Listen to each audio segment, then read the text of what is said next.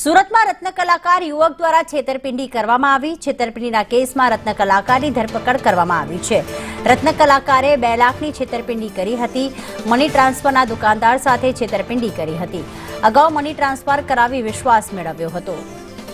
આઝમ અમારી સાથે જોડાઈ ગયા છે। આઝમ, રત્ન કલાકારે કઈ રીતે છેતરપિંડી કરી, વેપારીને કઈ રીતે વિશ્વાસમાં લીધો હતો? દેલાવડા ગામ ખાતે ઓમ મોબાઈલ શોપની સાથોસાથ મની ટ્રાન્સફરનો ધંધો કરતા ઝારખંડવાસી જે દુકાનદાર છે તેમને ત્યાં અગાઉ મની ટ્રાન્સફર કરાવી ચૂકેલો અને વિશ્વાસ જેવી ચૂકેલો ગ્રાહકે 2 ખાતામાં 2 લાખની રકમ ટ્રાન્સફર કરાવી હતી। બાદ પૈસા ગાડીમાં પડ્યા છે, લઈને આવું છું એવું ગ્રાહકે મોટરસાયકલ પર ભાગી ગયો હતો।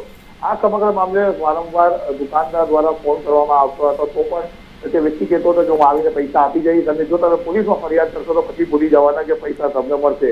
આખરે દુકાનદારે ફરિયાદ નોંધાવી હતી અને ડિંડોલી પોલીસે દીપક પાટીલ નામના જે રત્ન કલાકાર છે તેની ધરપકડ કરી છે અને કાયદેસરની કાર્યવાહી હાથ ધરી છે।